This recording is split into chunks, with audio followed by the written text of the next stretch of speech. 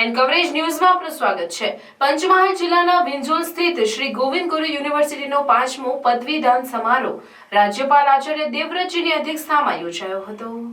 રાજ્યપાલ આચાર્ય દેવવ્રતજીની અધ્યક્ષતામાં આયોજિત શ્રી ગોવિંદ ગુરુ યુનિવર્સિટીના દીક્ષાંત સમારોહમાં રાજ્યપાલે પદવીધારક વિદ્યાર્થીઓને શુભકામનાઓ પાઠવીને જણાવ્યું કે આદિવાસી બહુમૂલ્ય ધરાવતા જિલ્લાઓમાં પ્રધાનમંત્રી નરેન્દ્ર મોદીની દીર્ઘદ્રષ્ટિ અને સરકારના પ્રયત્નો થકી શિક્ષણ ક્ષેત્રે અમૂલ્ય ક્રાંતિ સર્જાઈ છે। આ યુનિવર્સિટી થકી આ વિસ્તારમાં આજે શિક્ષણની જૂથ સાથે ઘર આંગણે જ તમામ સુવિધાઓ પણ પ્રાપ્ત થાય છે। યુનિવર્સિટી ખાતે 1.50 લાખ વિદ્યાર્થીઓની સાથે 1000થી વધુ વિદ્યાર્થીઓ પીએચડી કરી રહ્યા છે। તે ખરેખર ગર્વની બાબત હોવાનું જણાવ્યું હતું। આ પ્રસંગે રાજ્યપાલ અને મહાનુભાવોના હસ્તે શ્રી ગોવિંદ ગુરુ યુનિવર્સિટીના વિવિધ ક્ષેત્રોમાં વિજેતા 48 વિદ્યાર્થીઓને ગોલ્ડ મેડલ, 41 વિદ્યાર્થીઓને પીએચડીની ડિગ્રી અને 16,181 વિદ્યાર્થીઓને ડિગ્રી એનાયત કરાઈ હતી। આ પ્રસંગે પંચમહાલ સાંસદ રતનસિંહ રાઠોડે જણાવ્યું હતું કે રાજ્યપાલના સફળ પ્રાકૃતિક ખેતી અભિયાન થકી અનેક ખેડૂતો પ્રાકૃતિક ખેતી તરફ વળ્યા છે। છેલ્લા 8 વર્ષમાં યુનિવર્સિટીએ શિક્ષણ ક્ષેત્રે નવીન માર્ગ ચીંધ્યો છે।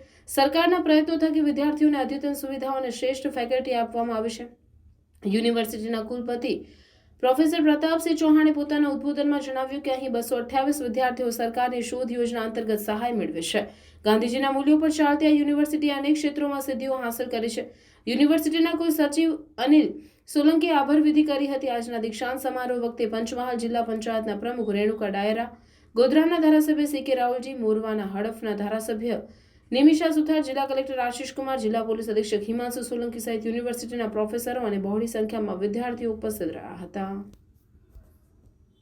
अन्य खबरों के लिए चैनल को सब्सक्राइब कीजिए। खबरों का नोटिफिकेशन पाने के लिए बेल आइकॉन को जरूर दबाएं।